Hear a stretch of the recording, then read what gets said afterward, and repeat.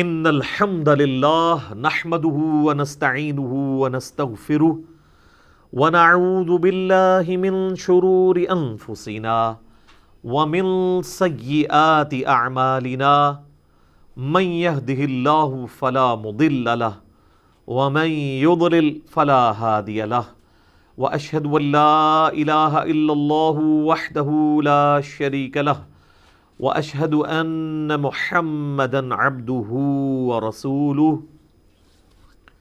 اما بعد فان خير الحديث كتاب الله وخير الهدي هدي محمد صلى الله عليه واله وسلم وشر الامور محدثاتها وكل محدثة بدعة وكل بدعة ضلالة وكل ضلالة في النار. اعوذ بالله السميع العليم من الشیطان الرجیم من ہمزہ ونفخہ ونفثہ بسم اللہ الرحمن الرحیم رب اشرح لی صدری ویسر لی امری واحلل عقدۃ من لسانی یفقہوا قولی بسم اللہ الرحمن الرحیم ان اللہ وملائکتہ یصلون علی النبی یا ایہا الذین آمنوا صلوا علیہ وسلموا تسلیما اللہم صلی علی محمد وعلی آل محمد کما صلیت علی ابراہیم وعلی آل ابراہیم انک حمید مجید اللہم بارک علی محمد وعلی آل محمد کما بارکت علی ابراہیم وعلی آل ابراہیم انک حمید مجید اللہم ربنا آتنا فی الدنیا حسنۃ وفی الآخرۃ حسنۃ وقنا عذاب النار ربنا آتنا من لدنک رحمۃ وہیئ لنا من امرنا رشدا یا حی یا قیوم برحمتک استغیث ولا حول ولا قوة الا باللہ العلی العظیم حسبنا اللہ ونعم الوکیل آمین. الحمدللہ آج 14 جون 2020 میں قرآن کلاس نمبر 32 کی اسٹوڈیو ریکارڈنگ ہونے جا رہی ہے. آج انشاءاللہ تعالی ہم سورۃ البقرہ کی آیت نمبر 219 سے آنورڈ سٹارٹ کریں گے، اور یہ وہی ٹاپک آگے چل رہا ہے جو میں نے پچھلی دفعہ بتایا تھا کہ سورۃ البقرہ جو ہے وہ شریعت محمدیہ صلی اللہ علیہ وآلہ وسلم کا بلو پرنٹ ہے، اور اس میں کئی ایک شرعی احکامات نازل ہوئے ہیں آئلی زندگی اور معاشرتی زندگی سے متعلق. تو یہ اللہ تعالیٰ کے فتاوے ہیں جو اب شروع ہوئے ہیں، اور ہر ایک کے ساتھ آتا ہے کہ اے نبی تم سے اس کے بارے میں پوچھتے ہیں تو تم انہیں یہ بات ارشاد فرماؤ. تو یہ آیت نمبر 219 کا آغاز ہو رہا ہے. اعوذ باللہ من الشیطان الرجیم بسم اللہ الرحمن الرحیم. یسألونک عن الخمر والمیسر. اے نبی علیہ السلام آپ سے پوچھتے ہیں یہ شراب اور جوئے کے بارے میں. ابھی یاد رکھیے گا یہ ابتدائی خاکہ ہے، اس دور میں ابھی شراب حرام نہیں ہوئی تھی. ظاہر ہے کہ عرب کے لوگ جو ہیں وہ شراب کے ساتھ بہت زیادہ شغف رکھتے تھے، تو ایٹ لیسٹ 3 سٹیجز کے بعد اس کی فائنل حرمت نازل ہوئی سورۃ المائدہ کی آیت نمبر 91 کے اندر. تو یہ ابتدائی احکامات ہیں. آپ سے پوچھتے ہیں شراب اور جوئے کے بارے میں. قل فیہما اثم کبیر. فرما دیجئے کہ ان دونوں میں بہت بڑی برائی چھپی ہوئی ہے. ومنافع للناس. اور کچھ فائدہ بھی ہے لوگوں کے لیے. فائدہ کیا ہے کہ ظاہر ہے جوا کوئی جیتتا ہے تو اس کو فائنینشیل فائدہ ہو جاتا ہے. اسی طریقے سے شراب کا اگر کوئی کاروبار کرتا ہے تو اسے فائدہ تو ہوگا، یا وقتی طور پہ کوئی شخص غم مٹانے کے لیے شراب پی لیتا ہے تو وقتی طور پہ فائدہ ہوگا، لیکن ان دا لانگ ٹرم تو آپ کو پتہ ہے آج یعنی امریکن پریزیڈنٹ بھی شراب نہیں پی سکتا، ورنہ وہ اس پوسٹ کے لیے فٹ نہیں ہے. آج تو یعنی میڈیکل فیلڈ کے لوگ بھی اس بات کو مان رہے ہیں کہ یہ پھیپھڑوں کو خراب کر دیتی ہے اور اس طرح کے ایشوز ہو جاتے ہیں. انسان جو ہے وہ اپنا جو ذہنی لیول ہے وہ گرا بیٹھتا ہے، تو ایسا شخص لیڈرشپ کا اہل نہیں رہتا. تو اس میں گناہ بھی ہے اور فائدے بھی ہیں، دونوں چیزیں اللہ تعالیٰ نے بیان فرما دی. لیکن فرمایا وَإِثْمُهُمَا أَكْبَرُ مِن نَفْعِهِمَا، لیکن ان دونوں کے اندر جو گناہ چھپا ہوا ہے دنیا میں جو اس کی نحوست پڑنے والی ہے وہ بھی، اور جو آخرت کے اعتبار سے اس کے اندر عذاب ہونے والا ہے وہ زیادہ کبھی ہے، زیادہ بڑا ہے ان کے نفع سے۔ نفع تو وقتی طور پہ کسی کو حاصل ہو جائے گا۔ اچھا آپ دیکھیں گے سورۃ المائدہ کی آیت نمبر 19 میں، جہاں پہ 91 کے اندر جہاں پہ اسے حرام قرار دیا گیا ہے، وہاں پر بھی آپ دیکھیں گے کہ جوئے اور شراب کا ذکر سائیڈ بائی سائیڈ ہو رہا ہوگا۔ یہ دونوں چیزیں کو ریلیٹڈ ہیں، یعنی جو شراب نوشی کرنے والا ہے وہ جوئے کی لت کے اندر پڑے گا، اور جو جوا کھیلنے والا ہے وہ الٹیمیٹلی شراب نوشی کے اندر مبتلا ہوگا۔ بیسیکلی یہ دونوں جو ہیں وہ بیٹر فیکٹس آف لائف سے آنکھیں چرانے کے لیے یہ سب حرکتیں کی جاتی ہیں۔ جوا کون کھیلتا ہے؟ وہ شخص جو راتوں رات امیر ہونا چاہتا ہے، یعنی وہ زندگی کے تلخ حقائق سے گزر کے ایک کمائی کرنے کی بجائے آنکھیں بند کر کے وہ کہتا ہے میں راتوں رات امیر ہو جاؤں۔ یہی ہے نا، شراب میں بھی یہی چیز ہے کہ جب انسان دیکھتا ہے کہ اب دنیا کے غم ہیں، ان مصیبتوں سے نکلنے کے لیے مجھے ایفرٹ کرنی پڑے گی، تو میں ایفرٹ تو نہیں کر سکتا، چلو شراب پی کے میں دوسری فیز میں چلا جاؤں غم بھلانے کے لیے۔ تو دونوں کے پیچھے مقصد ایک ہی ہے کہ جو زندگی کے تلخ حقائق ہیں جو اللہ تعالیٰ نے انسان کا مقدر کیے ہوئے ہیں، جس سے انسان کو گزرنا ہے، وَلَنَبْلُوَنَّكُمْ بِشَيْءٍ مِّنَ الْخَوْفِ وَالْجُوعِ وَنَقْصٍ مِّنَ الْأَمْوَالِ وَالْأَنفُسِ وَالثَّمَرَاتِ۔ پیٹ لگا دیا ہے، رزق کے لیے آپ کو تلاش کرنی پڑے گی۔ تو یہ ساری کی ساری چیزیں جو انسان کے ساتھ اللہ نے بائی ڈیفالٹ، جسے کمپیوٹر کی لینگویج میں ہم کہتے ہیں نا، فٹ کر دی ہوئی ہے نا، ان سے آنکھیں چرانے کے لیے، جس طرح کہ بلی جو ہے اگر کبوتر کے سامنے آ جائے تو کبوتر بلی کو تو نہیں غائب کر سکتا، لیکن اگر وہ بیوقوف ہوگا تو اپنی آنکھیں بند کر لے گا کہ چلو اب میں یہ سمجھ لوں کہ بلی غائب ہو گئی ہے، لیکن بلی تو غائب نہیں ہوئی، وہ اس کی گردن ہی مروڑ دے گی آ کے۔ اسی طریقے سے جو جوئے کے اندر اور شراب نوشی کے اندر مبتلا لوگ ہوتے ہیں نا، وہ زندگی کے تلخ حقائق سے وقتی طور پہ جان چھڑانے کے لیے ان ایکٹیویٹیز کے اندر پڑ جاتے ہیں، لیکن اللہ تعالیٰ فرما رہا ہے کہ اس کا جو نفع ہے وہ وقتی ہے، اور جو اس کے اندر نقصان چھپا ہوا ہے نا وہ بڑھ کے ہے ان دونوں کے اندر جو نفع بظاہر چھپا ہوا ہے۔ کیونکہ اگر کوئی آج جوا لگا کے جیت جائے گا تو کل کو ہار بھی جائے گا۔ لوگ تو پوری پوری جدادیں لوگوں کی بک گئی ہیں، اندازہ کریں، یعنی آپ اس لیول پہ بعض لوگ اترتے ہیں کہ وہ یعنی اپنی بچیوں تک کا سودا کر لیتے ہیں جوئے کے اندر جب مال ہار جاتے ہیں۔ تو ان چیزوں کو اسلام نے کنڈیم کیا۔ اب آپ دیکھیں اس معاشرے کے اندر جہاں پر ان چیزوں کو چھوڑنا آلموسٹ ناممکن تھا، نبی صلی اللہ علیہ وآلہ وسلم کی مبارک دعوت عام ہوئی اور الٹیمیٹلی لوگوں نے ان چیزوں کو چھوڑا۔ سورۃ المائدہ کی آیت نمبر 91 کے اندر جا کے جب یہ حرام ہوا شراب والا معاملہ، تو بخاری مسلم میں آتا ہے کہ صحابہ کرام کے پاس مٹکے پڑے ہوئے تھے شرابوں کے، وہ انہوں نے یعنی گلیوں کے اندر بہا دیے۔ یعنی اس طرف بھی ان کا دماغ نہیں گیا کہ ہم اس شراب کو چلو پینا حرام ہے تو ہم اسے بیچ ہی لیں، ٹھیک ہے، ان کو یہ بات سمجھ آ گئی کہ اس کا بیچنا بھی حرام ہی ہوگا۔ ویسے وہ الگ سے ترمذی میں ابن ماجہ میں حدیث ہے کہ 10 لوگوں پر اللہ اور اس کے رسول کی لعنت ہے، شراب بنانے والا، بیچنے والا، لے کر جانے والا، لادنے والا، اس کو ان لوڈ کرنے والا، پینے والا، پلانے والا، وہ سارے کے سارے۔ لیکن صحابہ کرام جو ہیں وہ اللہ اور اس کے رسول عز و جل و صلی اللہ علیہ وآلہ وسلم کے مزاج کو سمجھتے تھے۔ یہ میں اس لیے کہہ رہا ہوں کہ ہمارے یہاں پہ کے پی کے اندر کئی لوگ ہیں جو نمازی بھی ہیں اور بعض تبلیغ کے ساتھ بھی جڑے ہوئے ہیں، لیکن وہ ساتھ ہیروئن کی سمگلنگ والا کام بھی کرتے ہیں۔ اور جب آپ ان سے پوچھیں تو وہ کہتے ہیں کہ جی ہیروئن جو ہے وہ نشہ ہے، اس کو پینا حرام ہے، لیکن اس کا کاروبار تو حرام نہیں ہے۔ دلیل پوچھیں تو وہ کہتے ہیں کہ جی وہ گدھا دیکھ لیں آپ، گدھا بیچنا حلال ہے لیکن گدھے کا گوشت جو ہے وہ حرام ہے۔ حالانکہ گدھے کی کوئی ریزیمبلنس نہیں ہے اس کے ساتھ، اس کے اوپر رول لگے گا نشہ آور چیزوں والا۔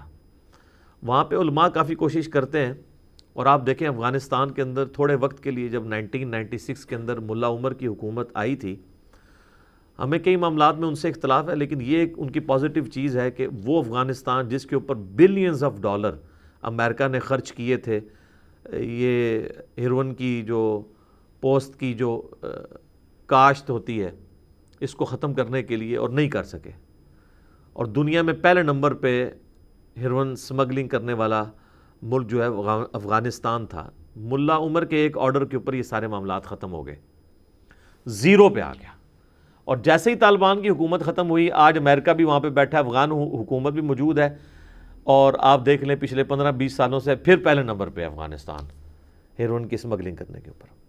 اور اس میں سے کئی ایک معاملات پاکستان کے ذریعے بھی ہو رہے ہوتے ہیں، پاکستان میں بھی چوری چھپے یہ کام چل رہا ہوتا ہے. ظاہر ہے کہ یہ پاکستانی کروڑوں روپوں کی 1 کلو یہ بکتی ہے ہیروئن، کافی زیادہ اس کا ریٹ ہے. تو تھوڑی سی بھی کوئی لے کے جانے میں کامیاب ہو جائے تو وہ کروڑوں اربوں روپیہ کما سکتا ہے. تو وہاں پہ دیندار لوگ بھی اس معاملات میں جڑے ہوئے ہیں، اور وہ نماز بھی پڑھتے ہیں، اور ایئرپورٹ پہ پکڑے جائیں تو نماز بھی پڑھتے ہیں اور ساتھ اپنی گرفتاری بھی دے رہے ہوتے ہیں، اور وہ سمجھتے ہیں کہ شاید یہ ہمارا کاروبار ہے اور دین اپنی جگہ. تو دین صرف چند رسومات کا یا عبادات کا نام نہیں ہے، بلکہ ٹوٹل اوبیڈینس ہے اللہ تعالیٰ کی. جب تک مکمل طور پہ اللہ تعالیٰ کا کوئی تابع فرمان نہیں ہوتا نا، اس وقت تک اس کا دین قابل قبول نہیں ہے، کیونکہ ادخلوا فی السلم کافہ ہے، اسلام میں پورے کا پورا داخل ہونا ہے. وَيَسْأَلُونَكَ مَاذَا يُنْفِقُونَ، اور اے نبی صلی اللہ علیہ وآلہ وسلم یہ آپ سے پوچھتے ہیں کہ اللہ کی راہ میں کتنا خرچ کریں، کیا خرچ کریں. قُلِ الْعَفْوَ، تو اللہ تعالیٰ کی طرف سے جواب آ رہا ہے کہ ضرورت سے زیادہ جتنا ہے نا سب ہی دے دو. سر یہی وہ چیزیں تھیں جس کی وجہ سے حضرت ابو ذر غفاری کا جھگڑا رہتا تھا حضرت معاویہ رضی اللہ تعالیٰ عنہ کے ساتھ. وہ کہتے تھے کہ تم نبی کے صحبت یافتہ ہو، تم نے اسی طریقے سے محلات بنانے شروع کر دیے ہیں جس طریقے سے رومن امپائر کے تھے، ہمیں تو یہ تعلیمات ہے ہی نہیں تھی. جبکہ حضرت معاویہ کا یہ موقف تھا کہ اگر کوئی شخص زکوٰۃ دیتا ہے تو وہ مال جوڑ بھی سکتا ہے، اور شرعی فتویٰ بھی اسی کے اوپر ہے، کیونکہ یہ آیات جو ہیں وہ ایک اعتبار سے منسوخ ہیں جب زکوٰۃ کا حکم نازل ہو گیا. لیکن ابو ذر غفاری کا موقف یہ تھا کہ یہ جو ناسخ و منسوخ والا معاملہ تم لے کے چل رہے ہو یہ تو عوام الناس کے لیے ہے. اگر یہی بات ہوتی تو نبی علیہ السلام بھی مال جوڑتے، آپ نے خود کیوں نہیں جوڑا؟ اور صحیح بخاری میں حدیث آتی ہے، آپ نے فرمایا کہ ابو ذر غفاری سے ہی فرمایا تھا کہ سامنے پہاڑ دیکھ رہے ہو نا، تو حضرت ابو ذر غفاری وہ احد پہاڑ تھا، 4-5 کلومیٹر تقریباً وہاں سے دور تھا. تو حضرت ابو ذر غفاری کہتے ہیں کہ میں دل میں سوچ رہا تھا کہ حضور مجھے کسی کام پہ بھیجیں گے، تو میں ذہن میں پلاننگ کرنے لگ پڑا کہ میں اتنے بجے جاؤں گا تو اتنے بجے واپس آ جاؤں گا اتنی دیر میں. تو آپ نے فرمایا کہ اگر یہ احد پہاڑ سونے کا بنا دیا جائے جو تقریباً 4-4.5 کلومیٹر کے اوپر پھیلا ہوا ہے، تو نبی علیہ السلام فرماتے ہیں میں اپنے پاس سوائے چند دیناروں کے کچھ نہیں رکھوں گا، سب کا سب اللہ کی راہ میں فوراً خیرات کر دوں گا. تو حضرت ابو ذر غفاری نے یہ حدیثیں نبی علیہ السلام سے سنی ہوئی تھی، پھر وفات تک بخاری مسلم میں آتا ہے. عائشہ کہتی ہیں کہ ہمارے گھر ایک مہینے، بعض کا 2 مہینے، بعض کا 3 مہینے بھی چولہا نہیں جلتا تھا، 2 کالی چیزوں کھجور اور پانی کے اوپر گزارا ہوتا تھا. تو نبی علیہ السلام کی وہ زندگی کو رول ماڈل سمجھتے تھے، اور وہ یہ کہتے تھے کہ تم لوگوں کے لیے جو نبی علیہ السلام کے صحبت یافتہ ہو، تم لوگوں کے لیے یہ معاملہ نہیں ہے کہ تم لوگ زکوٰۃ دو گے اور باقی مال جوڑتے جاؤ گے، بلکہ تمہارے لیے یہ والی آیات ہیں کہ جو شروع میں اسلام کی ایک مزاج کے طور پر اس اعتبار سے نازل ہوئی ہیں کہ آپ نے غریبوں کا خیال کرنا ہے. تو ان آیات کو وہ کوٹ کرتے تھے کہ ضرورت سے زیادہ سب کچھ اللہ کی راہ میں خیرات کر دیجیے. تو یہ دونوں ماڈل اپنی جگہ درست ہیں. ایک وہ ماڈل ہے جو تقوی کے اوپر بیس ہے، جو نبی علیہ السلام کے صحبت یافتہ لوگوں کا، یا جو لوگ چاہتے ہیں کہ ہماری قیامت والے دن ہمسائیگی پیغمبروں کے ساتھ ہو، تو پھر انہوں نے پیغمبروں والی زندگی گزارنی ہے. باقی اس میں کئی باتیں ہیں، وہ ابو ذر غفاری والا میرا کلپ آپ دیکھ لیں، اشک بار آنکھوں سے دیکھنے والا وہ کلپ ہے، جتنی دفعہ بھی لگائیں تو اس میں نے ساری چیزیں ڈسکس کی ہیں.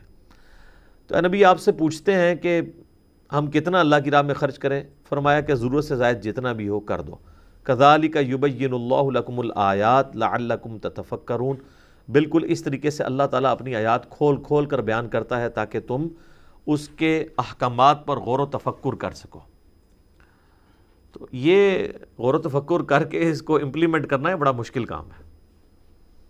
یہ یاد رکھیے گا، یہ 2.5% کا جو معاملہ ہے، یہ 40واں حصہ یہ کم از کم ہے، ورنہ تو جتنا انسان اللہ کی راہ میں خرچ کر سکتا ہے وہ کرے، اس کو کرنا چاہیے.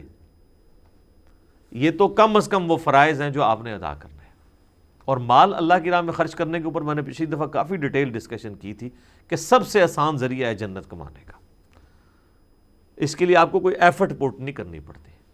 مال ہے نا ایک بندے کا. اگر آپ دیکھیں ہمارے کئی پولیٹیشنز ہیں, اگر آپ ان کے یعنی بینک بیلنسز اور ان کے ایسٹس دیکھیں تو اربوں میں ہیں.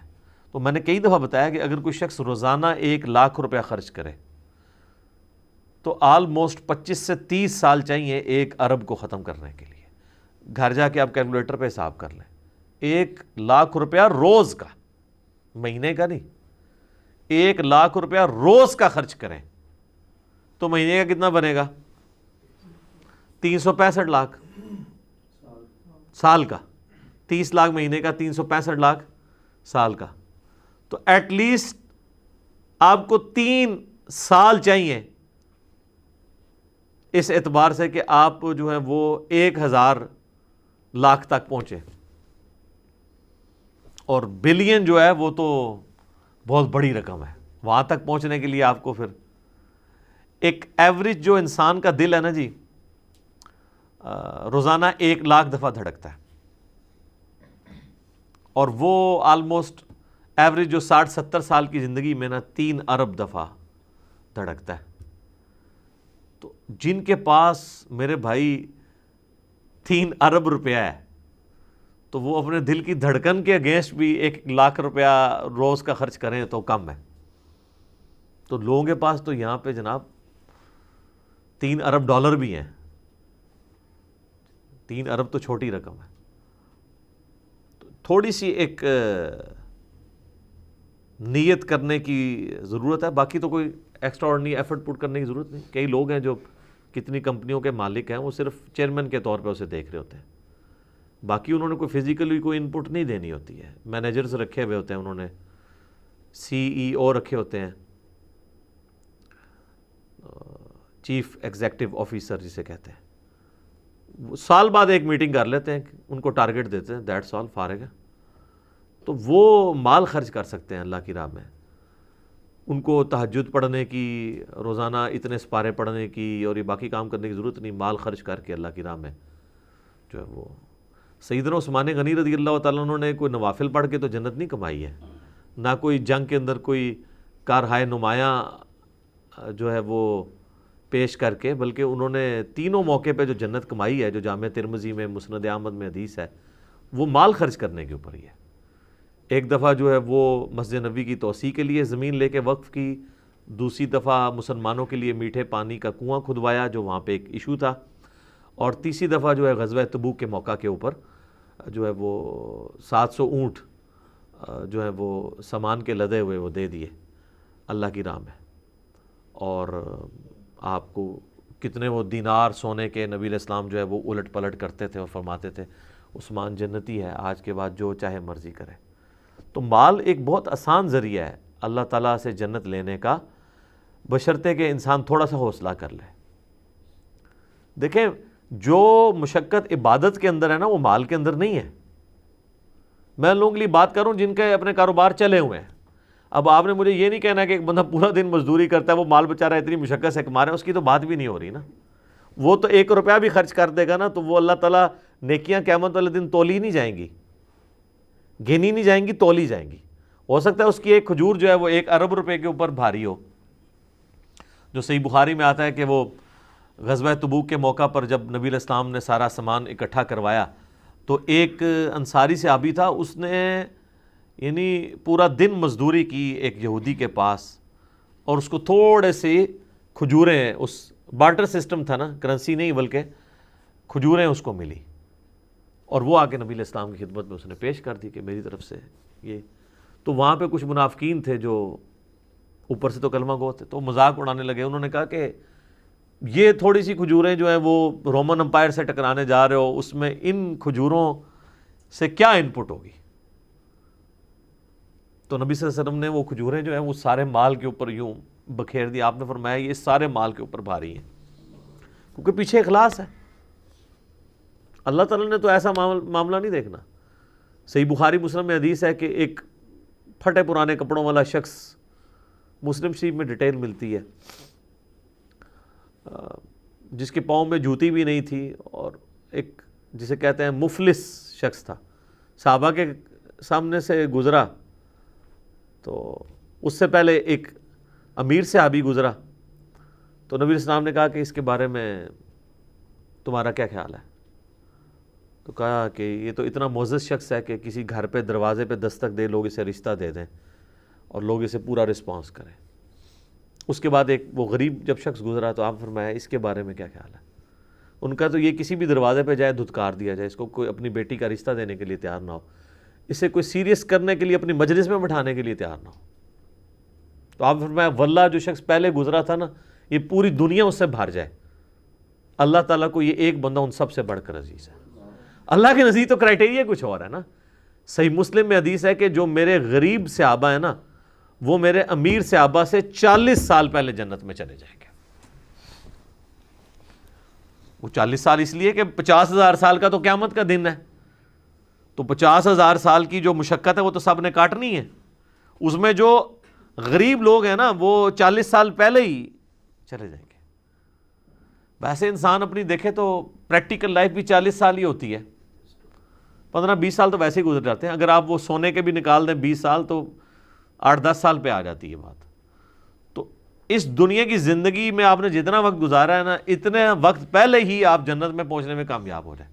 اور مسلم شریف کے الفاظ ہیں کہ عبداللہ بن عمر غریب صحابہ کے پاس بیٹھا کرتے تھے اور یہ حدیث سنایا کرتے تھے، اور وہ کہتے تھے میں پسند کرتا ہوں کہ جو لوگ پہلے جنت میں داخل ہو جائیں گے میں ان کی صحبت اختیار کروں۔ تو یہ تو خیر ایک ڈیٹیل طلب ٹاپک ہے۔ یہ وہ چیزیں ہیں جو یعنی زہد والے صحابہ کو باقی صحابہ سے ممتاز کرتی تھی، اور آج بھی اسی طریقے سے رول ہے۔ یہ فی الدنیا والآخرہ، یہ جو اسی کے ساتھ ریلیٹڈ ہے، جو اللہ تعالیٰ اپنی آیات کھول کھول کر بیان کرتا ہے تاکہ تم اللہ تعالیٰ کے احکامات پر غور و تفکر کرو، دنیا کی زندگی میں بھی اور آخرت کی زندگی میں بھی اس کے فائدے کیا ہونے والے ہیں، اور اس کو نہ اللہ کے احکامات کی پیروی نہ کر کے نقصانات کیا ہونے والے ہیں۔ وَيَسْأَلُونَكَ عَنِ الْيَتَامَى، اور آپ سے پوچھتے ہیں یتیموں کے بارے میں۔ قُلْ إِصْلَاحٌ لَهُمْ خَيْرٌ، تو فرما دو کہ ان کی بھلائی کا سوچنا یہ بہتر ہے بنسبت اس کے کہ تم ان سے علیحدگی اختیار کرو۔ اب یہ جو میں نے اگلا ترجمہ کیا یہ محذوف ہے، اس کے اندر جب کہا جاتا ہے نا یہ کام تمہارے لیے بہتر ہے کرو، مراد یہ کہ نہ کرنے سے یہ بہتر ہے۔ وَإِن تُخَالِطُوهُمْ فَإِخْوَانُكُمْ، اور اگر تم انہیں اپنے کاروبار میں بھی اپنے ساتھ ملا لو تو تمہارے بھائی ہیں۔ وَاللَّهُ يَعْلَمُ الْمُفْسِدَ مِنَ الْمُصْلِحِ، اور اللہ خوب جانتا ہے بگاڑنے والے کو اور سنوارنے والے کو، کہ کون جو ہے وہ کس نیت کے ساتھ اٹیچ کر رہا ہے اور کون جو ہے وہ اللہ کی رضا کے لیے کسی یتیم کو اپنے ساتھ اٹیچ کر رہا ہے۔ کئی ایک ایشوز تھے، وہ سورہ نساء میں بھی آئے گا۔ بعض لوگ یتیم بچیوں کی پرورش کرتے تھے اس نیت کے ساتھ کہ وہ بڑی ہوں گی تو ہم خود نکاح کر لیں گے، تو وہ اللہ تعالیٰ نے منع فرما دیا سورہ نساء کے اندر کہ جس یتیم بچی کی تم پرورش کر رہے ہو نا اس سے تم نے نکاح نہیں کرنا۔ شرعاً نکاح جائز ہے لیکن کرنا اس لیے نہیں ہے کہ اس کا ولی کوئی نہیں ہے، تو پھر اس کو کلیریفائی کیا گیا سورہ نساء کے اندر کہ تمہارا کام یہ ہے کہ یتیم بچیوں کی اگر پرورش کر رہے ہو نا تو تم ان کے ولی بنو، اور ولی بن کے ان کا نکاح کسی اور کے ساتھ کرو، تاکہ اگر وہاں سے ان کو کوئی ظلم ان پہ کرتا ہے یا چھوڑتا ہے تو ان کے پاس پیچھے گھر ہو آنے کا۔ اور اگر تم نے خود ہی اپنے عقد میں لے لی اور تم نے ان پہ ظلم ڈھایا تو ان کے لیے تو جائے پناہ ہی کوئی نہیں ہوگی۔ کتنی حکمت ہے اس کے اندر۔ تو ایک حلال کام کو بھی بین کر دیا گیا کہ جس بچی کی پرورش تم کر رہے ہو تم خود اس سے نکاح نہیں کرو گے۔ یہ جو ایج کے ڈفرینسز ہیں نا، یہ تو ہمارے سب کانٹیننٹ کے ایشوز ہیں نا۔ عرب کے لوگوں میں تو یہ کوئی نہیں ہوتا تھا، ایک 50 سال کا ہے وہ 10-12 سال جو بالغ بچی اس سے شادی کر سکتا تھا 15 سال کی، تو اس لیے کوئی ایشو نہیں ہوا کرتا تھا۔ یعنی اس زمانے میں کئی لوگ ہیں کہ ان کی اپنی بچیاں جو ہیں وہ عمر میں بڑی ہوتی تھی، بیویاں اس سے چھوٹی ہوتی تھی۔ خود آپ دیکھ لیں نبی الاسلام کی بھی جو زوجہ ہیں سیدہ عائشہ، ان کی عمر سیدہ فاطمہ سے کم تھی، تو یہ وہاں پہ یعنی اس چیز کو کوئی معیوب نہیں سمجھا جاتا تھا۔ تو کہا گیا کہ اگر آپ پرورش کرو گے نا پھر آپ نے ولی بن کے اس کی شادی کہیں اور کرنی ہے۔ تو یعنی اللہ کو پتہ ہے کون فساد کی نیت سے کر رہا ہے، اور یہ ہے کہ ساتھ ان کو اپنے کاروبار میں بھی شریک کرو، اس اعتبار سے کہ تم واقعی اگر اپنے والا سٹیٹس انہیں دینا چاہتے ہو تو دو۔ پھر یہ بھی ہوتا تھا، سورہ نساء کے اندر آئے گا کہ تم یتیموں کی پرورش کرتے وقت نا، وہ چھوٹے ہیں تو ان کا جو جائیداد ہے نا اس کے تم کسٹوڈین بن جاؤ، اور اس کسٹوڈین بننے کے بعد ایمانداری سے اس جائیداد کا حصہ ان یتیموں پہ خرچ کرو. اور پھر اللہ تعالیٰ نے فرمایا کہ میں تمہیں اس میں بھی اجازت دیتا ہوں کہ اگر چاہو تو تم اس میں سے خود بھی کچھ استعمال کر سکتے ہو بقدر ضرورت.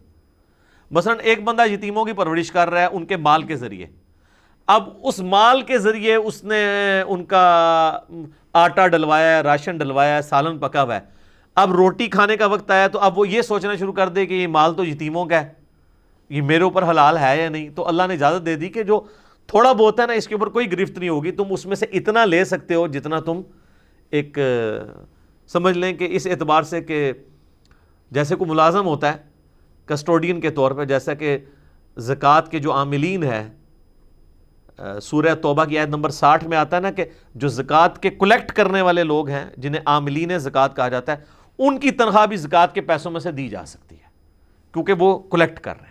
اسی طریقے سے جو یتیموں کی پرورش کر رہے ہیں نا، وہ یتیموں کے مال میں سے بقدر ضرورت لے سکتے ہیں اگر وہ خود ضرورت مند ہے، لیکن یہ نہ ہو کہ سارا مال ہی ہڑپ کر جائے. اور پھر کہا گیا جیسے وہ بالغ ہوں اور اس قابل ہوں کہ مال سنبھال سکتے ہیں پھر ان کے ہینڈ اوور کرو. اور پھر وہیں پر آیا تھا کہ جو لوگ یتیموں کا مال ناحق ہڑپ کرتے ہیں وہ اپنے پیٹوں میں دوزخ کی آگ بھر رہے ہیں. دنیا میں تو نہیں پتہ چلے گا، یہ ڈورمنٹ آگ ہے، کیونکہ دنیا میں صرف فزیکل لاز ایکٹیو ہیں. کوئلہ رکھیں گے زبان پہ، زبان جل جائے گی، حرام کا مال رکھنے سے نہیں جلے گی. آخرت میں یہ فزیکل لاز جو ہے نا، وہ یہ جو مورل لاز ہیں وہ ایکٹیو ہو جائیں گے ڈورمنٹ سے. تو دنیا میں جس نے کھایا ہوگا تو اس کے ساتھ وہ معاملہ ہو جائے گا، اس کے پیٹ میں وہ دوزخ کی آگ بن کے جل رہی ہوگی. بولے اعوذ باللہ تعالی، اللہم اجرنا من النار. تو بیسیکلی آپ دیکھیں اللہ تعالیٰ جتنے بھی قوانین کا ذکر کرتا ہے نا، خوف خدا اس میں ضرور دلا رہا ہے کہ اللہ تعالیٰ کو پتہ ہے کہ یہ جو تم اتنی نیکی کر رہے ہو نا ان کے ساتھ، وہ کس چکر میں کر رہے ہو. کئی لوگ ہیں نا وہ یتیموں کے ساتھ اٹیچ ہوتے ہیں اور کہتے ہیں جی ہم یہ کریں گے، تو کچھ عرصے بعد پتہ چلتا ہے کہ وہ جداد ہی انہوں نے ہتھیار لی ہے ان کی، ٹھیک ہے، یہ کوئی اور ایکٹیویٹی پرفارم کر دیتے ہیں. تو اللہ تعالیٰ فرماتا ہے ہمیں یہ پتہ ہے کس نیت کے ساتھ اٹیچ ہو رہے ہو. اسی لیے دیکھیں جو سمجھدار لوگ ہیں آج کے زمانے میں، تو آپ سب کانٹیننٹ کے معاشرے میں اس طریقے سے کوئی اپنے ساتھ اٹیچ ہی نہیں ہونے دیتا، لوگوں کو ڈر لگ جاتا ہے. کتنی بیچاری بیوہ عورتیں ہوتی ہیں، کوئی بیچارہ اخلاص کے ساتھ بھی ان کا کوئی کام کرنے کی کوشش کرے نا، وہ ڈر جاتی ہیں، وہ صحیح ڈرتی ہیں. اور آپ دیکھیں کہ ایک مسلمان عورت ایک دوسرے مسلمان مرد کے شر سے ڈر رہی ہے. اور باقی وہ ایشو تو اس سب کانٹیننٹ کا اپنی جگہ ہے کہ ایک بیوہ یا طلاق یافتہ عورت کی دوسری شادی کو عیب سمجھا جاتا ہے. ورنہ اگر یہ قباحت ہمارے معاشرے سے ختم ہو جائے تو عورت کبھی بھی انسیکیور نہ اپنے آپ کو فیل کرے. شادی وہ کر لے تو پھر دوبارہ اس کو مرد کی ضرورت پڑ جائے. اور یہ جو عورتیں بھی اپنے مردوں کی قدر نہیں کرتی نا، میں ان سے بھی کہوں گا کہ یہ مرد جتنا بھی گیا گزرا ہونا چاہیے، نکھٹو بھی ہو، مرد کا ایک عورت کے سر پہ ہونا یہ خود اتنا بڑا شیلٹر ہے کہ یہ شیلٹر آپ کروڑوں روپے دے کے بھی حاصل نہیں کر سکتے. ایک تو اس کی جنسی ضرورت پوری ہونا، وہ تو بہت چھوٹی چیز ہے. اصل چیز یہ ہے کہ اس کے لیے ایک شیلٹر ہے. جس گھر کے اندر مرد ہوتا ہے وہاں پہ عورت جو ہے وہ ملکہ ہے، چاہے وہ مرد کچھ بھی نہیں کرتا، عورت کے پچھلوں کی کمائی کے اوپر ہی وہ گھر کے معاملات چل رہے ہوں یا عورت کے گھر والے سپورٹ کر رہے ہوں، تب بھی مرد کا ہونا بہت بڑی سپورٹ ہے. اکثر عورتیں ناشکری کر کے نا اس طرح کی بول دیتی ہیں کہ بھی تو کیا ادھر ویلا مستنڈا پھرتا ہے، تیری کیا ہے، لیکن پتہ نہیں ہے کہ مرد نہ رہے نا تو نہ آپ کی دولت کام آتی ہے نہ آپ کے رشتہ دار کام. یہ ساری کی ساری عیاشی، ایون اپنے پیسے پہ بھی یا اپنے میکے والوں کے پیسوں کے اوپر بھی عیاشی کا جو معاملہ ہے یہ ڈیپینڈنٹ ہوتا ہے کہ آپ کے سر کے اوپر مرد ہو. باقی تو بخاری مسلم کی حدیث ہے نا کہ نبی علیہ السلام فرمایا کہ اللہ تعالیٰ نے عورت کی ایک نیچر ایسی بنائی ہے کہ پوری زندگی اس کے ساتھ نیکی کرو نا، تب بھی تھوڑی سی تمہاری طرف سے اسے تکلیف پہنچے تو وہ کہے گی کہ جب سے میں تیرے عقد میں آئی ہوں میں نے سکھ کا ایک دن بھی نہیں دیکھا. یہ حقیقت بات ہے. اچھا، اور یہ چیز اس کے ایک تکیہ کلام کے طور پہ وقتی طور پہ وہ ٹیمپرامنٹ لوز کرتی ہے. اور اس کا طریقہ یہ ہے کہ جب اس کا موڈ ٹھیک ہو پھر آپ پوچھیں تو وہ کہے کہ نہیں توبہ توبہ جی اس ٹائم غلطی نہ لی گال نکل گئی سی، ٹھیک ہے. لیکن اسی اگلے لمحے اگر اسی دن کوئی اور لڑائی جھگڑا ہو پھر دوبارہ وہ کوٹیشن یونیورسل ٹروتھ ریپیٹ ہو جائے گا. یعنی ہمارے ساتھ تو ایسے ہوتا رہتا ہے، آپ لوگوں کا نہیں پتا، ٹھیک ہے. تو اس لیے نا عورتوں کے غصے کو بالکل نارمل لینا چاہیے. وہ اللہ تعالیٰ نے ان کے اندر سیفٹی والو رکھا ہے کہ وہ فوراً غصے کو بھول بھی جاتی ہیں، کھوری نہیں ہوتی ہے الا ماشاء اللہ، لیکن زیادہ تر ایسا نہیں ہوتا. تو اللہ تعالیٰ ہمارا ہمیں پتہ ہے کہ کون اصلاح کی نیت سے یتیموں کے ساتھ اٹیچ ہے اور کون اپنے چکر کے اندر ہے. وَلَوْ شَاءَ اللَّهُ لَأَعْنَتَكُمْ، اگر اللہ تعالیٰ چاہتا تمہیں مشکل میں بھی ڈال سکتا تھا. اب یہ جو جملہ ہے نا کہ اللہ چاہتا تمہیں مشکل میں بھی ڈال سکتا تھا، اس کے پیچھے وہی قیامت مضمر ہے جو میں اتنی دیر سے ڈسکس کر رہا ہوں کہ اللہ نے اجازت دے دی ہے کہ آپ یتیم کو اپنے ساتھ اٹیچ کر سکتے ہو، اس کے کھانے میں سے بقدر ضرورت لے سکتے ہو. اگر اللہ تعالیٰ یہ کام یعنی اگر کر دیتا کہ بھئی تم وہاں پہ جاؤ گے تو تم ان کا پنکھا نہیں چلا سکتے یا اس روٹی میں سے نہیں لے سکتے، اپنا ٹفن ساتھ باندھ کے لے کے جاؤ، تو کتنی مصیبت بن جاتی. اس سے یہ بات پتہ چلی کہ بعض لوگوں کو جو تھوڑے تھوڑے معاملات میں تقوی کا ہیضہ ہو جاتا ہے نا، وہ بھی غلط ہے. اس کو تقوی بنا کے ہی پیش کرنا چاہیے، دینی حکم کے طور پہ نہیں پیش کرنا چاہیے. جیسا ہم اپنے خلفائے راشدین کے بارے میں کبھی کوٹ کر دیتے ہیں کہ جی وہ انہوں نے دیا جلایا ہوتا تھا جب کوئی حکومتی کام وہ کر رہے ہوتے تھے اور اچانک ان کا بیٹا آ گیا تو اس کو بجھا دیتے تھے. یہ جسٹ تقوی ہے، یہ ان کی ایکٹیویٹیز حلال و حرام کے کیٹیگری میں فال نہیں کرتی تھی. اور ویسے اللہ کے فضل سے جتنے لوگ یہ بیان کر رہے ہوتے ہیں نا، وہ تو ڈائریکٹ حرام کھا رہے ہوتے ہیں. مثالیں آپ کو یہ بیان کر رہے ہوتے ہیں اور خود وہ ڈائریکٹ حرام کھا رہے ہوتے ہیں. یہ کام کرنے کا تو انہوں نے سوچا بھی نہیں ہوتا، لیکن آپ کو اس چکر میں انہوں نے ڈالا ہوا ہوتا ہے. کیونکہ اکثر یہ آپ کو دیندار لوگ بتا رہے ہوتے ہیں نا، تو آپ دیکھیں وہ دیندار لوگ وہ ہوتے ہیں کہ جو مسجد میں اگر اے سی چلا ہو تو وہ ملازم کو ڈانٹ دیتے ہیں اور سخت گرمیوں میں بھی نہیں چلانے دیتے. اور آپ اگر سیڑھیاں چڑھ کے ان سے اجازت لے کے ان کے گھر میں چلے جائیں تو وہاں پہ 24 گھنٹے اے سی چل رہا ہوتا ہے. اور اس کا بل کون دے رہا ہوتا ہے؟ مسجد کی انتظامیہ. یہاں وہ آپ کو سنا رہے ہوں گے اور ماشاءاللہ آپ کی آنکھوں میں آنسو بھی آ جائیں گے کہ یار یہ مولانا صاحب کتنے زبردست ہیں. آپ کو پنکھے بند کرتے ہوئے نظر آئیں گے. وہ پنکھے اس لیے بند کر رہے ہوتے ہیں تاکہ آپ کی آنکھوں میں دھول جھونکے اور آپ کو یہ بتائیں کہ میں بہت زیادہ ہمدرد ہوں اس سسٹم کا. ورنہ اگر یہی صورتحال ہو تو وہ اپنے اے سی کا بھی تو خیال کر رہے ہوں. وہاں نہیں آپ کو نظر آئے گا. جنریٹر بھی لگے ہوئے ہوں گے، یو پی ایس بھی لگے ہوئے ہوں گے، اور مسجد کے اندر آپ کو یعنی پرانے پنکھے نظر آ رہے ہوں گے. اے سی بھی لگے ہوں گے تو آن نہیں ہوں گے یا پیچھے کنیکشن نہیں ہوں گے. یہ آپ یہ آبزرو کر سکتے ہیں. تو یہ سب کچھ جو ہے نا وہ سارے کے سارے معاملات اس طریقے سے چل رہے ہوتے ہیں. تو اگر آپ ان سے یہ ڈسکشن شروع کریں گے نا، وہ آپ کو پھر یہ آیتیں سنائیں گے کہ یہ اللہ تعالیٰ نے دیکھیں اجازت تو دی ہوئی ہے نا. اور وہ اجازت سبسسٹنس لیول کے اوپر تھی کہ آپ نے یتیم کے ساتھ اس کا کھانا شیئر کرنا ہے. یہ تو نہیں ہے کہ ڈائریکٹ اس کے جناب پلاٹ بیچ کے تو آپ نے اپنا بینک بیلنس بنا لینا یا گاڑی نکلوا لینی ہے. یہ تو کہیں بھی نہیں اللہ نے کہا ہوا. تو جتنی اجازت تھی وہ اسی لیے قرآن میں بار بار آتا ہے کہ معروف طریقے پہ، جسے عرف عام میں سمجھا جائے. تو اس کو تو کوئی بھی برا نہیں سمجھے گا عرف عام کے اندر کہ آپ اگر کسی یتیم کی پرورش کر رہے ہیں اور اس کے مال میں سے اس پہ خرچ کر رہے ہیں، تو کبھی کھانے کا ٹائم ہوا ہے تو وہ آپ روٹی اس کے ساتھ ایک شیئر کر لیتے ہیں. اس کو تو کوئی بھی نہیں برا سمجھے گا. وہ کہیں گے نہیں یار اتنا کچھ کر بھی تو رہا ہے نا. لیکن اگر آپ وہ جناب اس کا کوئی پلاٹ بیچ کے آپ جو ہے وہ گاڑی نکلوا لیتے ہیں تو سارے کہیں گے یار اس چکر ہی سی. ٹھیک ہے.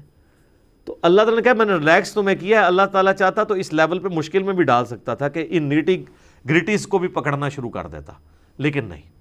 ان اللہ عزیز حکیم، بے شک اللہ تعالیٰ غالب ہے اور حکمت والا ہے. یہ اللہ تعالیٰ کی جو دو خصوصیات ہیں نا قرآن میں کئی دفعہ ریپیٹ ہوئی ہیں، عزیز حکیم. یہ دونوں کٹھی آتی ہیں کیونکہ یہ بیلنس کرتی ہیں.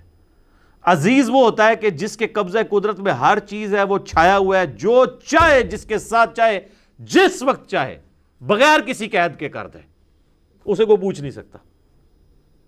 حکیم وہ ہے جو کام حکمت کے ساتھ کرتا ہے. اسی لیے عزیز کا جو ترجمہ عزیز کا اپروپریٹ کیا گیا نا، وہ کیا گیا غالب ہے، چھایا ہوا ہے، جو چاہے کر سکتا ہے. حکیم ہے کہ حکمت کے ساتھ ہے. حکمت کیا ہے؟ ریلیکس کر دیتا ہے. اس کی یہ والی کوالٹی عزیز والے معاملے کو بیلنس کرتی ہے کہ کسی کے اندر اگر کوئی غلطی دیکھتا ہے نا اسے ڈھیل دے دیتا ہے. غالب اتنا ہے کہ اسی ٹائم پکڑ لے. حکمت یہ ہے جو قرآن میں آتا ہے نا کہ ہم دنیا کی زندگی میں چھوٹے چھوٹے عذابات تمہیں بھیجیں گے سورہ الف لام میم السجدہ کے اندر، جسے سورہ سجدہ بھی کہا جاتا ہے، تاکہ تم ہماری طرف پلٹ آؤ. یہ رسی ڈھیلی جو کی جاتی ہے، یہ اللہ کی حکمت کی وجہ سے ہوتی ہے۔ اگر اللہ تعالیٰ کی صرف عزیز والی صفت ہو نا، غالب ہونے والی، تو نقدی انسان کو جو ہے نا بدلہ دنیا میں ملنا شروع ہو جائے۔ یہ اس کی حکمت ہے، ڈھیل دیتا ہے کہ اچھا یہ ادھر کر رہا ہے، ڈنڈی مار رہا ہے، تھوڑا ٹائم دیتا ہوں شاید میری طرف پلٹ آئے، اور لوگ پلٹ بھی آتے ہیں۔ وَلَا تَنْكِحُوا الْمُشْرِكَاتِ حَتَّى يُؤْمِنْ، ایک اور شرعی حکم آ رہا ہے، اور مت نکاح کرو کسی مشرک عورت کے ساتھ یہاں تک کہ وہ ایمان لے آئے۔ اب یہ مشرک وہ انڈیا پاکستان بنگلہ دیش والی نہیں ہے، یہاں تو سارے ایک فرقے بھی دوسروں کو مشرک کہہ رہے ہوتے ہیں۔ اس مشرک سے مراد بت پرست جو شرک جلی کرنے والے لوگ ہیں، کلمہ گو مشرک اس سے مراد نہیں ہے۔ جب تک وہ ایمان نہ لے آئے وہ عورت، اس وقت تک تم اس سے نکاح نہیں کر سکتے۔ لیکن اس میں ایک ایکسیپشن دے دی گئی ہے سورۃ المائدہ کے اندر جا کے کہ جو اہل کتاب کی عورتیں ہیں نا وہ مسلمان مردوں کے لیے حلال ہیں، سٹارٹ کے اندر ہی سورہ المائدہ میں، لیکن صرف عورتیں ان کی حلال ہیں، ان کے مرد ہماری عورتوں کے لیے حلال نہیں ہے۔ یہاں پہ کیٹاگوریکلی آیا کہ مشرک عورت حلال نہیں ہے۔ صحیح بخاری میں آتا ہے کہ عبداللہ بن عمر کا ایک تفرد تھا کہ وہ یہ مانتے تھے کہ یہ جو آیت ہے نا کہ مشرک عورت سے نکاح نہیں ہو سکتا، اس کیٹیگری میں یہود و نصارہ بھی فال کرتے ہیں، اور وہ کہتے تھے کہ اس سے بڑا شرک کیا ہوگا کہ کوئی شخص حضرت عیسیٰ کو اللہ کا بیٹا کہے، تو میں تو نہیں سمجھتا کہ ایسی عورت کے ساتھ نکاح حلال ہو۔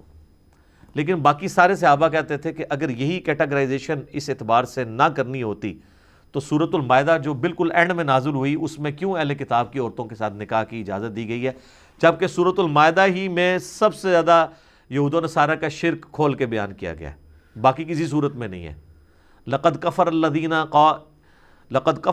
قالوا ان اللہ هو المسیح ابن مریم، بے شک وہ لوگ کفر کر رہے ہیں جو کہہ رہے ہیں کہ عیسیٰ ہی اللہ ہے۔ یہ سورۃ المائدہ کی آیت نمبر 72 ہے۔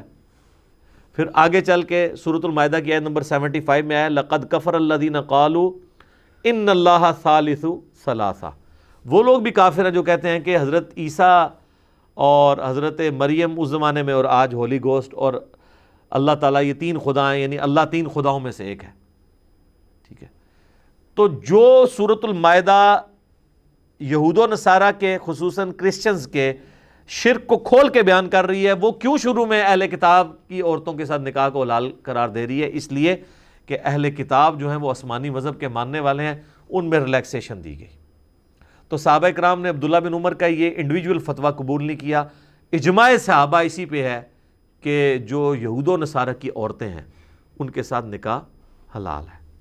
اب میرا ایک معصومانہ سوال ہے، کیا یہود و نصارہ کی عورت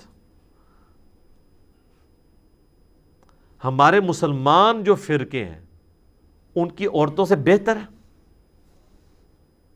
یہود و نصارہ کی جو عورتیں ہیں وہ تو نبی علیہ السلام کو سرے سے پیغمبر ہی نہیں ماننی، یہ صحیح ہے نا؟ اور ہمارے مسلمان فرقوں کی عورتیں نبی علیہ السلام کو پیغمبر مان رہی ہیں، ان کے لیے جان دینے کے لیے تیار ہیں۔ رہا شرک، تو یہود و نصارہ کی عورتوں کا شرک زیادہ جلی ہے مسلمان عورتوں سے، اس اعتبار سے کہ مسلمان عورتوں میں اگر کہیں پہ شرک پایا جاتا ہے تو وہ شرک جلی نہیں، خدا کی ذات میں کسی کو وہ شریک نہیں کرتی۔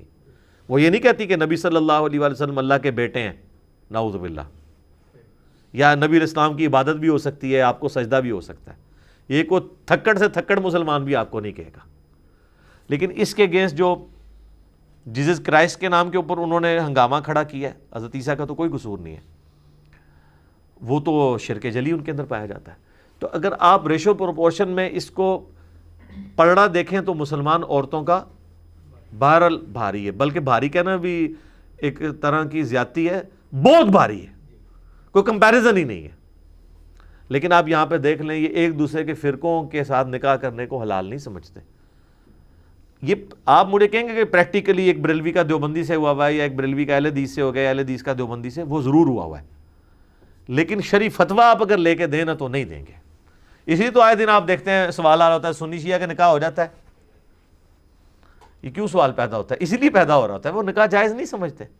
اچھا میں آپ کو بتاؤں یہ سارے معاملات ان 100 سالوں کے، اگر آپ پرانے بزرگوں کو پڑھیں نا، سید نصیر حسین دہلوی رحمہ اللہ تعالی، جو یعنی اہل حدیث کی آپ سمجھ لیں کہ ماں ہیں سب کانٹیننٹ کے اندر ہے اس اعتبار سے، ان سے بڑا کوئی عالم نہیں. جس طرح احمد بریلوی صاحب بریلویوں کے لیے ہے نا، اور اشرف علی تھانوی صاحب یا قاسم نوتوی صاحب دیوبندیوں کے لیے، اہل حدیث کے لیے جو سب کانٹیننٹ میں سب سے بڑے بزرگ ہیں سید نذیر حسین دہلوی ہیں.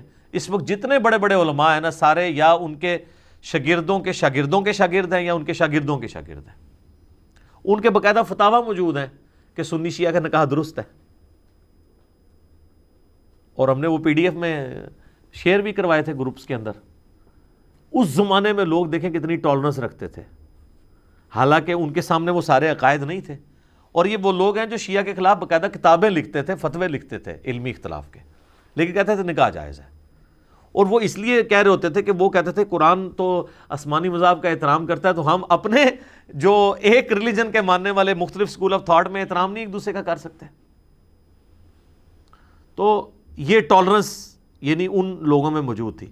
تو یہاں پہ کہا گیا کہ مشرک عورت سے آپ کا نکاح نہیں ہو سکتا. اس مشرک سے مراد بت پرست، کافر، نبی علیہ السلام کو نہ ماننے والی، آسمانی کسی مذہب کو نہ ماننے والی، یعنی آج کی ڈیٹ میں آپ کہہ سکتے ہیں بدھسٹ، ہندو، ایتھیسٹ، یہ سب کے سب وہ لوگ. یہود و نصارہ اس کیٹیگری میں فال نہیں کریں گے. وَلَا أَمَةٌ مُؤْمِنَةٌ خَيْرٌ مِّن مُشْرِكَةٍ، اور ایک ایمان والی لونڈی جو ہے نا وہ مشرک آزاد عورت سے بہتر ہے. وَلَوْ أَعْجَبَتْكُمْ، اگرچہ اس کا حسن تمہیں بھائے. یعنی یہ اس زمانے میں جب لونڈیوں کا سسٹم تھا. ظاہر لونڈی کے ساتھ نکاح تو آسان ہوتا تھا نا، اس کو آزاد کر دیں یا خرید لیں، خرید کے آزاد کر دیں تو نکاح کر لیں آپ. آزاد عورت کے تو نخرے ہی بہت تھے. آج بھی آپ ذرا عرب میں چلے جائیں، ایک مرد پس جاتا ہے ایک شادی کے لیے. لوگ تو سمجھتے ہیں عربی یاش ہیں، عربی یاش ہیں. وہ سارے یہ چند ایک لوگ ہیں جو عرب پتی لوگ ہیں، ادروائز عربیوں کی تو بیچاروں کی شادی کوئی نہیں ہوتی ہے. یہ بھی آج آپ نئی بات لے جائیں، ذرا عربیوں سے ڈائریکٹ پوچھیں تو صحیح وہاں شادی کتنا عذاب ہے ان کے لیے. پوری زندگی وہ جوڑتے رہتے ہیں. جس طرح ہمارے یہاں کے پی میں جو مرد ہیں پٹھانوں کے، وہ بیچارے بڑی مشکل سے مال جوڑ کے تو ان کی شادی ہوتی ہے، عورت والوں کو پیسہ دینا پڑتا ہے. یہاں پہ بھی مرد کو اتنے پاپڑ بیلنے پڑتے ہیں تب جا کے جو ہے نا وہ کسی عورت کے ساتھ ان کا نکاح ہوتا ہے. عربی تو بیچارے بڑے مشکل میں ہیں. یہ تو چند ایک لوگ ہیں جو امیر ہیں جو آپ کو نظر آتے ہیں، اور ان کو بھی بہت کچھ کرنا پڑتا ہے. خیر، لیکن عام بیچارے تو جس طرح یہاں پہ آسانی سے شادی ہو جاتی ہے، عربیوں کی تو نہیں ہوتی ہے. اہم ہی عربی بیچارے بدرام ہوئے تھے، عربی بیاہ بڑا کرتے ہیں. عربی بیاہ انہوں نے ایک بھی نہیں ہوتا. اللہ دے بندے ہو تو کی نے کہتا ہے بڑی مشکل ہوتی ہے ان کے لیے. تو وہ پھر کیا لونڈیاں جو ہیں وہ، تو کہا گیا کہ آزاد عورت جو ہے نا وہ مشرک عورت ہے اور آزاد ہے اور اس کا حسن بھی ہے، اس سے بہتر ہے ایک مسلمان لونڈی تمہیں مل جائے. وہ بہتر ہے کہ اس سے نکاح کر لو. وَلَا تُنْكِحُوا الْمُشْرِكِينَ حَتَّى يُؤْمِنُوا، اور اپنی عورتوں کا بھی، اپنی بچیوں کا بھی نکاح نہ کرو کسی مشرک مرد کے ساتھ یہاں تک کہ وہ ایمان لے آئے. جب تک ایمان نہیں کوئی لے کے آتا نا، اس وقت تک آپ اس کے ساتھ نکاح نہیں کر سکتے. وَلَا عَبْدٌ مُؤْمِنٌ خَيْرٌ مِّن مُشْرِك، اور ایک مومن جو غلام ہے نا وہ بہتر ہے ایک مشرک آزاد مرد سے. اب اس چیز کی آپ انٹینسٹی آج فیل نہیں کر سکتے، اس لیے کہ یہاں سے لونڈی سسٹم اور غلام سسٹم ختم ہو چکے ہیں. لیکن عرب میں تو یہ جناب زندگی موت کا مسئلہ تھا. آج بھی آپ ہمارے کچھ گاؤں ایریا میں چلے جائیں تو آپ اس چیز کو فیل کر سکتے ہیں. وہ کہہ دیتے ہیں جی یہ موچی ہیں جی، یہ فلاں ہیں جی، ہم چودھری ہیں جی، ہم جٹ ہیں، ہم گجر ہیں. تو وہ اس چیز کو عیب سمجھتے ہیں. اور بعض اوقات آپ اکثر خبروں میں سنتے ہیں کہ وہ مطلب قتل و غارت پہ بھی اتر آتے ہیں. اگر کوئی ایک چھوٹے خاندان کی عورت کی شادی بڑے کسی خاندان کے مرد والے کے ساتھ ہو جائے، یعنی میں لو میرج کے پوائنٹ آف ویو سے بات کر رہا ہوں، تو وہ مار دیتے ہیں. اور بعض کا دونوں کو ہی مار دیتے ہیں. وہ کہتے ہیں جی ہمیں اپنی عزت زیادہ پیاری ہے. تو یہ ہلکی سی جھلک ہے عرب کے لوگوں کی اس ماڈرن دور کے اندر بھی. تو وہ جو عرب کے اس زمانے کے لوگ تھے وہ تو اس کو بڑا عیب سمجھتے تھے. اولئک یدعون الی النار، یہ جو مشرک ہیں یہ تو تمہیں آگ کی طرف بلا رہے ہیں. واللہ یدعو الی الجنہ، جبکہ اللہ تمہیں بلا رہا ہے جنت کی طرف. یعنی بہت بڑا ڈیفرنس ہے. اللہ کے ماننے والے اور طاغوت کے ماننے والے، شیطان کے ماننے والے، بتوں کی پرستش کرنے والے کبھی بھی اکٹھے نہیں ہو سکتے. والمغفرہ بإذنی، اللہ تعالیٰ تمہیں بلاتا ہے جنت کی طرف اور مغفرت کی طرف اپنی توفیق سے. کیا بات ہے جی, اللہ نے اس چیز کو اپنی توفیق کے ساتھ کر دیا کہ یہ ہر ایک بندے کے لیے ہوگا بھی نہیں جب تک اللہ کی توفیق نہ ہو. تو یہ بات یاد رکھیے گا, مسئلہ تقدیر کے حوالے سے بھی مولانا مودودی نے تو خیر بہت زبردست گفتگو کی ہوئی ہے تفہیم القرآن میں. میں نے بھی مسئلہ تقدیر کے اوپر جو لیکچرز ریکارڈ کروائے تھے نا, اس کا لب لباب یہی تھا کہ اللہ تعالیٰ تقدیر کے بارے میں جو اتنا ایمفیسائز قرآن میں کرتا ہے نا, وہ اس لیے کہ کوئی شخص پوری ایفرٹ پٹ کرنے کے بعد بھی اپنے آپ کو اللہ سے آزاد نہ سمجھے. جب تک اللہ کی توفیق شامل حال نہیں ہوگی نا, آپ جو مرضی کر لیں کچھ بھی نہیں ہونا. اور صرف اللہ کی توفیق سے کچھ نہیں ہونا اگر آپ نے خود کوشش نہیں کرنی, اس لیے کہ اللہ نے آپ کو توفیق ہی نہیں دینی. توفیق آتی ہی اس کے لیے جو کوشش کرتا ہے. وَالَّذِينَ جَاهَدُوا فِينَا لَنَهْدِيَنَّهُمْ سُبُلَنَا, جو لوگ ہماری راہ میں کوششیں کریں گے نا, کوشش کریں گے, انہی کے لیے ہم اپنی راہیں کھولیں گے. تو آپ کو صحابہ کرام کی زندگی میں, اہل بیت کی زندگی میں یہ نمونہ نظر آتا ہے کہ انہوں نے اپنی ایفرٹ پٹ کی ہے. یعنی انہوں نے ایویں جنت نہیں کما لی ہے, انہوں نے پوری کوشش کی ہے جو ایک انسان پٹ کر سکتا تھا. تو اللہ تعالیٰ تمہیں جنت کی طرف اور مغفرت کی طرف بلاتا ہے بِإِذْنِ, اپنے اذن سے, اپنی توفیق سے. وَيُبَيِّنُ آيَاتِهِ لِلنَّاسِ لَعَلَّهُمْ يَتَذَكَّرُونَ, اور وہ اپنی آیات کھول کھول کر بیان کرتا ہے تاکہ لوگ اس سے نصیحت حاصل کر سکیں. یہ کھول کھول کے بعد اس لیے یہ لفظ بولا جاتا ہے, جب دیکھیں اب یہ بار بار یہ لفظ ریپیٹ ہو رہا ہے کہ کوئی شخص یہ نہ کہ یہ کس قسم کی یعنی جو ہے وہ نعوذ باللہ کوئی سیکسی قسم کی گفتگو ہو رہی ہے. حالانکہ آپ دیکھیں بڑی لمٹس کے اندر ہے, ایک لمٹ کو کراس نہیں کیا جا رہا, اور پھر بنیادی آئلی زندگی کو ڈسکس کیا جا رہا ہے. تو اتنی باریکی میں جانے کی کیا ضرورت ہے؟ تو اللہ تعالیٰ ہمارے ہم اس لیے کر رہے ہیں کہ تمہیں کھول کھول کے آیات بیان کریں کہ کسی کو کوئی وہم باقی نہ رہ جائے. تو یہ ایک اچھے استاد کی علامت ہوتی ہے کہ وہ جو ہے وہ 5 منٹ کا کلپ نہیں بناتا بلکہ 50 منٹ کی پوری گفتگو سمجھاتا ہے. کیونکہ 5 منٹ کے کلپ میں تو 50 سوال اور پیدا ہو جائیں گے, اور 50 منٹ کی گفتگو میں اگر کہیں سے کوئی وسوسہ سر اٹھائے گا تو اس کا جواب اس کو مل جائے گا اس میں. تو اچھا فلم لوگ پوری دیکھتے ہیں, اگر کسی فلم کا کوئی کلپ شیئر کروا دینا, کہتے ہیں پورا لنک بھیجو.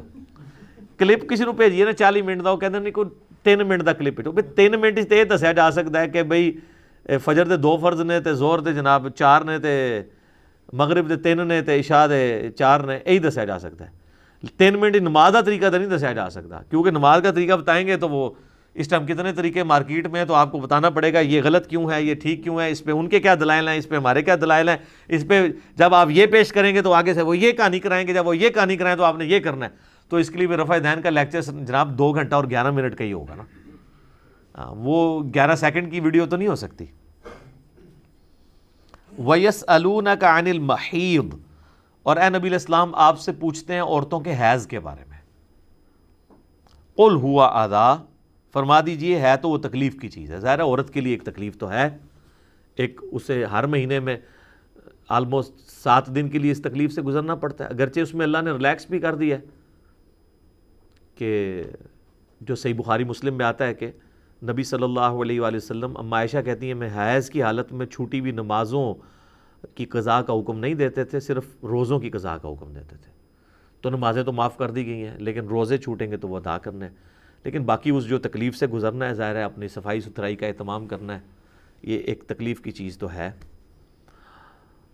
تو فَاعْتَزِلُوا النِّسَاءَ فِي الْمَحِيضِ, پس عورتوں سے الگ رہو حیض کی حالت میں. اب یہ الگ رہنے کی جو تشریح ہے نا وہ قرآن کے اندر نہیں ہے, وہ بخاری اور مسلم کے اندر ہے. ہلکا سا ذکر آ گیا اس میں ساتھ, وَلَا تَقْرَبُوهُنَّ حَتَّى يَطْهُرْنَ, اور ان سے قربت نہ کرو یہاں تک کہ وہ پاک نہ ہو جائیں. لیکن اس قربت سے مراد انٹر کورس ہے, باقی قربت الاؤ کی گئی ہے جو بخاری مسلم میں حدیث ہے.